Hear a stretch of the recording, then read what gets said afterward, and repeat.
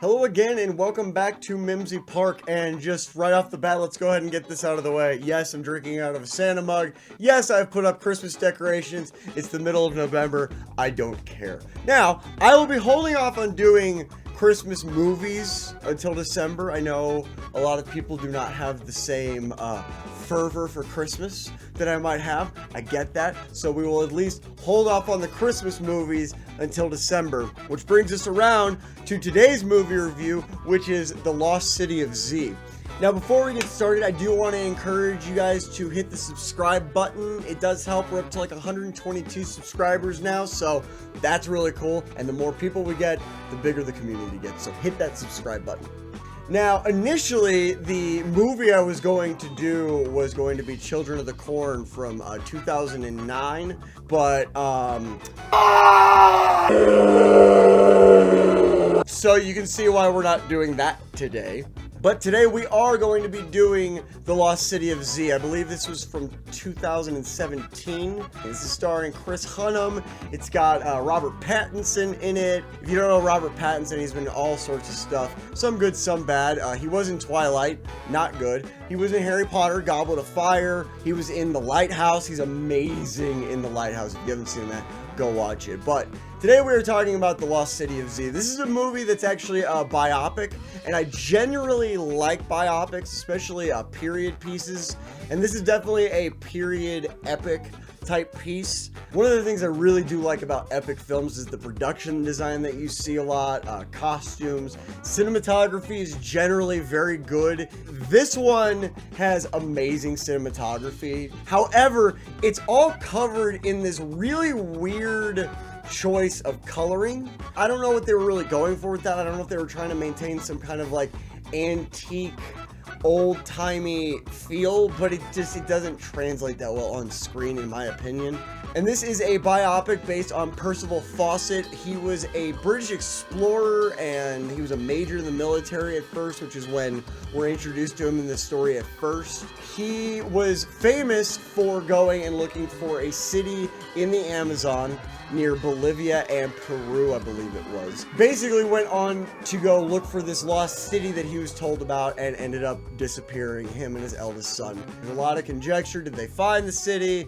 Probably not. They probably perished. That's generally the accepted opinion. And I gotta say, from what I read, this film does seem to be very accurate as far as everything that was going on. Now, in the beginning of this movie, we're first introduced to Percy Fawcett. He's already a major in the British military. I believe it was the army. Don't quote me on that. And the whole movie opens up with this hunting scene. And this hunting scene felt kind of ridiculous, simply because you have there's a good 4 or 5 of these horses trip and fall, and then you've got riders falling, and it just seems to me that if you have people that are well versed in the military and well versed in horseback riding, to see them falling like this seemed a little bit ridiculous. And after he finds the deer that they're hunting, which has actually pretty good CGI on the deer, I thought, he's celebrated and everything like that, and him and his wife go to a party in celebration of the hunt. And it becomes apparent in this scene that he's very much looked down on. We don't quite know why yet, but he's definitely being snubbed by the elites. Like, he isn't invited to the celebration. There's the dance, but then there's supposed to be a smaller celebration or dinner, I would assume, that he's not invited to because of, quote, his choice of ancestors. So right off the bat, you're kind of getting the idea of what it's like in this climate that we're in. And so after that, we cut to this scene of him loading up carts, presumably to go somewhere. I don't know if I missed something. It doesn't really say where he's going. And then he's brought over by one of the officers, and they basically tell him he's to go to the Royal Geographic Society because they want to send him on a grand adventure. But as he walks away, it's made very clear that this is kind of like a looked down upon assignment. It's not very exciting, although he seems excited about it from the onset. And we're introduced to Ian McDiarmid, who is the president of the Royal Geographic Society. If you don't know Ian McDiarmid, he is the emperor from the prequel trilogy of Star Wars. Just so you know, it took me 4 takes to say that, so. And he basically informs him that in Amazonia, Bolivia is where he really is kind of talking about specifically. There's a rubber trade war going on. Rubber was very popular at the time. It was a huge commodity. Not that it's not now, but this is really when rubber was starting to come up as a commodity. Basically says they need him to go down and map out the area to settle a border dispute between Peru and Bolivia. And so he accepts this under the guise of basically taking back his family name. And this is kind of when we find out why he's looked down on it. It's because of his dad. And they really only talk about the fact that his dad was a drunk and a gambler. And so he gladly accepts this assignment, goes and tells his wife. Her name was Nina Fawcett, and from the very beginning of this movie, she's portrayed as a very supportive wife. She's very supportive of his endeavors. She's very supportive of all of his ventures. They really drive home the fact that she's really the one kind of holding down the family. She's a very supportive wife, but she's also really the only reason why the family is being held together. Now, at this point, there isn't really kids involved yet. They have a newborn son, but it's not really as much of an issue yet. And so then we get to the ship, which is taking him across the Atlantic into South America. And this is where we're introduced to Robert Pattinson's character, Henry Costin. The real Henry Costin was a real person, and he accompanied Percival Fawcett on 5 journeys, I think. This is not the journey to the Lost City of Z. This is not a movie about him going and finding the Lost City of Z. This is actually about more his journey of not only discovering that there is a Lost City of Z, or being told that there is a Lost City of Z, but also displaying his obsession with the Lost City of Z. And it's really kind of a comment on the obsessive nature of Percival Fawcett. When Robert Pattinson and him finally get to South America, we get a few shots of them traversing through the jungle, doing explorer things. I'm not sure what they're doing. And so they end up traversing through the jungle, and they come across the first town that they're trying to find, which wasn't on a map, but Robert Pattinson had already recently known about and actually visited before. We're treated to this really cool scene of them coming upon this village in the middle of the night. It's a rubber camp. There's an opera playing, and all of these scenes in the jungle are just gorgeous. They're beautiful. Again, like I said, the cinematography in this movie is absolutely stellar. This whole scene is just gorgeous, and it's a little unnerving in a certain way, simply because you have this beautiful opera happening, but it's happening in this like Indiana Jones-esque kind of vibe, which, by the way, this Percival Fawcett was actually one of the biggest inspirations for Indiana Jones as a character. They're introduced to Arthur Manley, who is the 3rd member of their party, and when they meet him, his first interaction with them is basically telling them, we received word from the British government and they're encouraging you to turn back because the situation's turned so hostile and violent. To which Percy Fawcett basically just blows him off and says that's basically just not gonna happen. They're also there to procure some slaves for the whole journey. They're natives who they're using as guides, but they're also slaves because imperialism and colonialism, I guess. It's all pretty terrible situation. After acquiring these slaves, in a very foreboding scene, they're sent down the river with all their stuff. This is where the movie starts to kind of take on a kind of a random feel, simply because the passage of time in this movie feels very sporadic. Like sometimes you're jumping from scene to scene where it feels like it might have been a different day, but since there wasn't really a night shot to really separate it, it feels like it's kind of like really their consecutive shots. And so we get them going down the river. They eventually come across a capsized boat that was from a German crew, I guess. And this is when they first get attacked by natives, and one of the fishermen ends up getting shot with an arrow and dying and falling overboard. And that's when Fawcett jumps in to try and save him, and they discover the whole reason they haven't been able to get any fish is because it's all a bunch of piranha. And once he gets pulled back into the boat, the fisherman gets left because he's dead already and he fell in. He gets eaten by piranha in a pretty cool underwater scene, I thought. And so we have our first casualty of this very first expedition. This is again where it kind of jumps along and it jumps along. You're not really sure how many days have really passed. It doesn't really say. And at one point they're pushing the boat down the river just because it's so shallow that they have to. And as they're pushing this down, he asks the native if they're close. And this is when he first learns of the lost city of Z. It's never officially called the Lost City of Z, or Zed as they say in the movie, but it's what he called it, and in real life it was never given a name. It was just a name that he gave for it. We get a very foreboding monologue from the guide that they've got, well, slave, he's a slave. And of course, eventually they do end up finding the source of water that is supposed to mark the beginning of this river.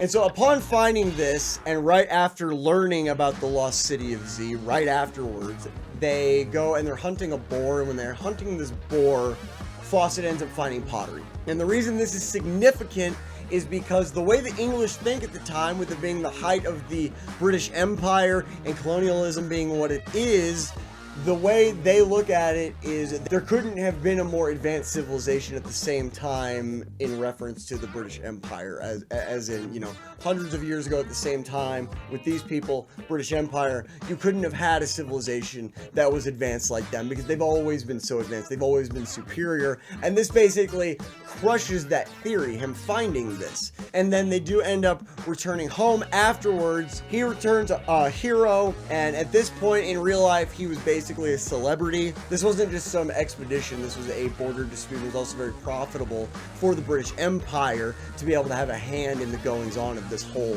situation. And of course, after getting off the boat, meeting his wife again, we do have this scene with his son where his son doesn't even recognize him. We get kind of a hint into what a stranger in his own home he really is. And we go to a celebration dinner in his honor at the Royal Geographic Society, where we are introduced to Mr. Murray. I don't have the name right in front of me. I remember the last name was Murray, and he is played by Angus McFadden.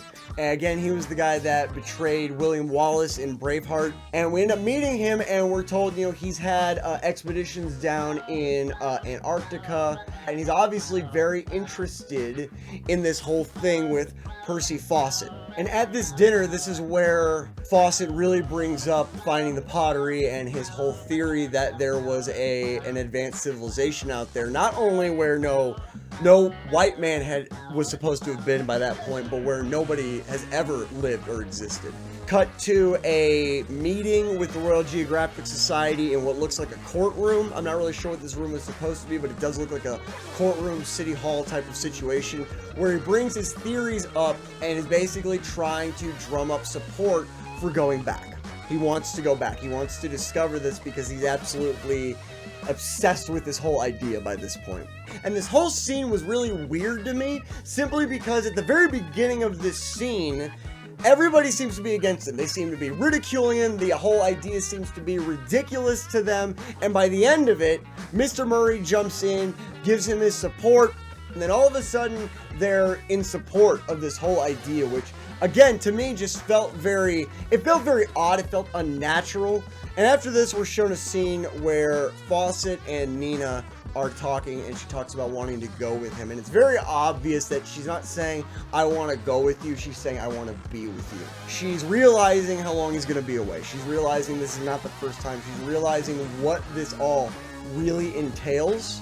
After this scene, we cut and we get back into the jungle, and we're back into the jungle, and again, we make a real large jump in time and place here back into the jungle, which is kind of jarring, and it's really noticeable. It doesn't ruin anything, but it's definitely very, very noticeable.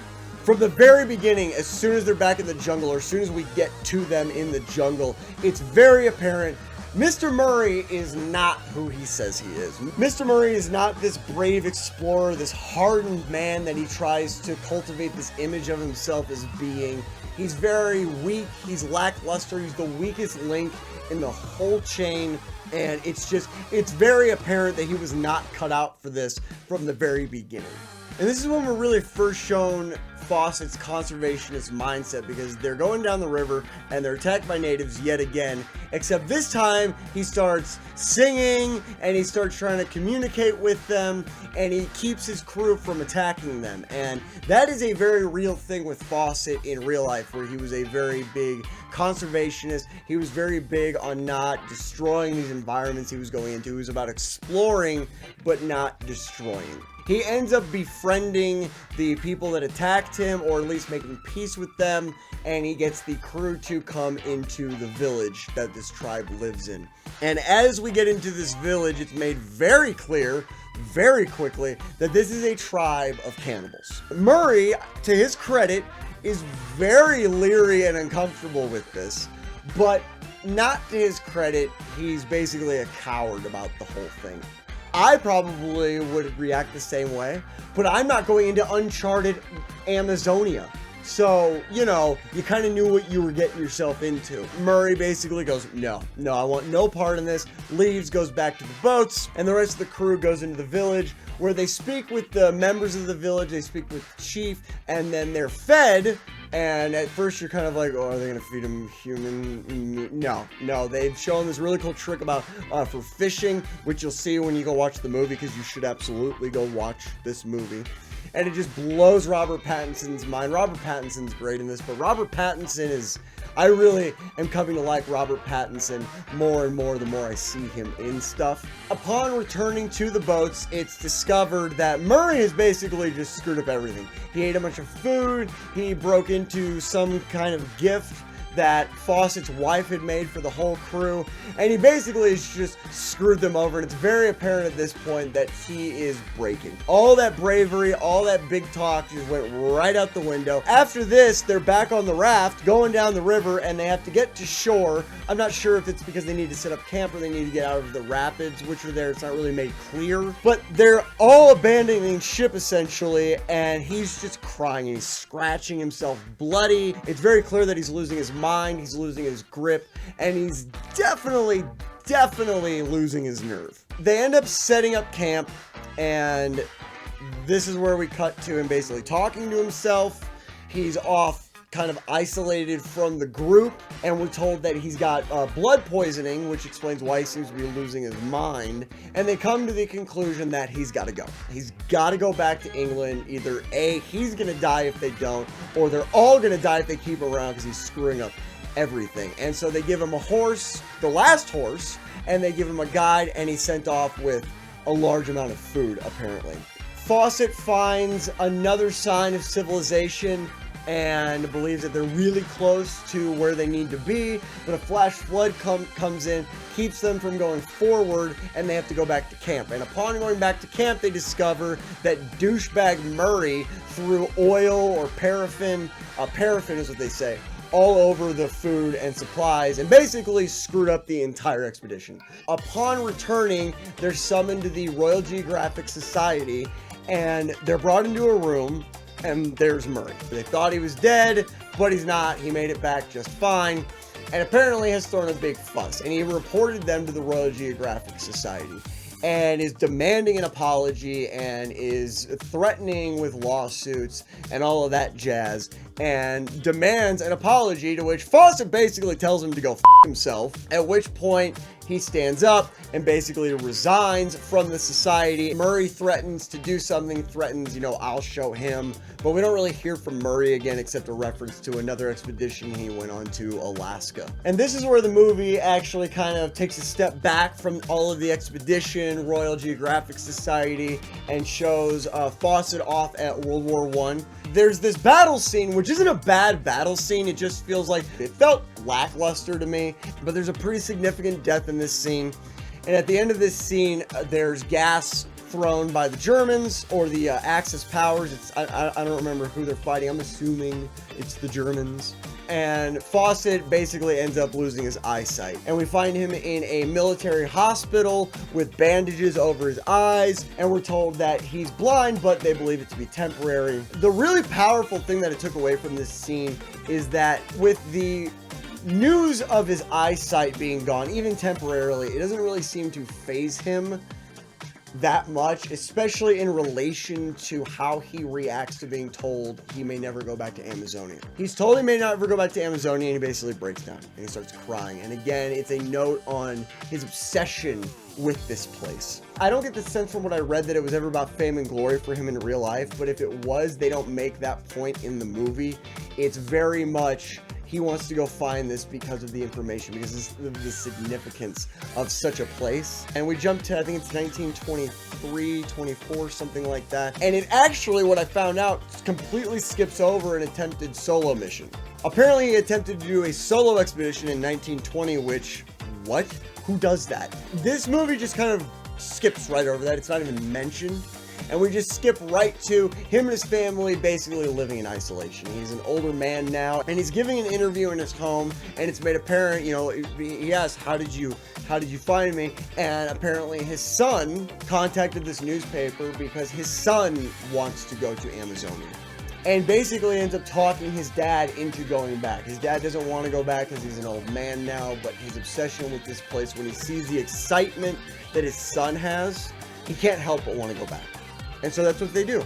They plan the expedition that would be the final fatal expedition that him and his son would take. His son has to coax his dad a little bit, more so with the mom. And the mom is very supportive. Again, it's very endearing, but by this point, you're kind of angry at him. I think I said that in the beginning. By this point in the movie, I was almost angry at him for leaving and coming back and leaving and coming back. And you're almost kind of like get this sense of just, he's just kind of a selfish. He can't get Costin to come with him. Ironically, Costin won't go because now he has a family of his own and now he won't go. I found that to be kind of ironic, and I really kind of like the contrast in there as far as their characters go. Robert Pattinson and Charlie Hunnam are very good opposite one another in this movie, and their characters are very good contrasts to one another. And they go to Amazonia, Jack and Percy. In the movie, it's just the two of them. It's just the two of them on this final mission. In reality, I believe it was like 4. This whole part kind of skips through a little bit, which again really gives you the feeling that this is not about the lost city of Z. They eventually run into this tribe that's very obviously not cool with them being there and chases them through the jungle. They're running through this field. They've got this tribe behind them chasing them, and they run into, oh good, another tribe. And this tribe ends up attacking the other tribe that was chasing them, probably saving their lives, but also taking them captive. And they're brought back to this village, and the tribe elders are talking back and forth going, well, they're not part of the bad people, but they're not part of these bad people either, basically recognizing that they're not really part of the problem. But they say something really ominous, which is, let's find a home for his spirit. And this whole scene after that, there's this really long, drawn-out night scene in the jungle that actually ends up cutting back to a flashback at one point. But this whole night scene in the jungle, which really kind of equates to the final scene with Percy and Jack in it, this whole scene is shot amazingly. It's beautiful. And as it's happening, we get this flashback with Percy observing this scene that I really, really love, because he's observing it from the outside in, and it gives the perspective of him really kind of recognizing the sacrifices that his wife has made. And I think they did a great job with not really driving that home in an annoying sense, but really driving home how supportive she was of him. This whole scene ends with them basically being carried off into a river, and this tilt-up shot of this huge light off in the distance, and to me it signified them being taken towards the light, probably being killed. But that's the really cool thing about this, the ending to this movie, is it really doesn't go one way or the other. It doesn't say whether they were murdered, killed, whatever. It doesn't say whether they were accepted into a tribe. It doesn't say whether they even found the city. It ends the way the real story ends, which is, we don't know.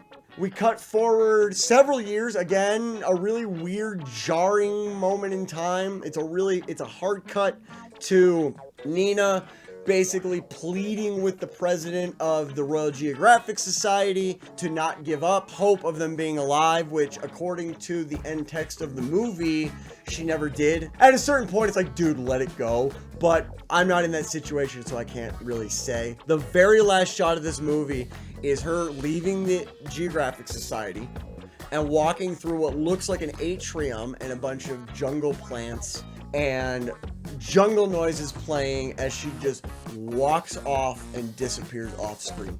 And it's such a cool ending because it really signifies her walking off into the jungle, holding on hopes in them being out there still. And it's so well done. This movie is really, really well done. The color grading, again, drove me out. I actually had to watch this movie twice to really get into the movie, because the first time I was so distracted by the color grading that it was driving me insane.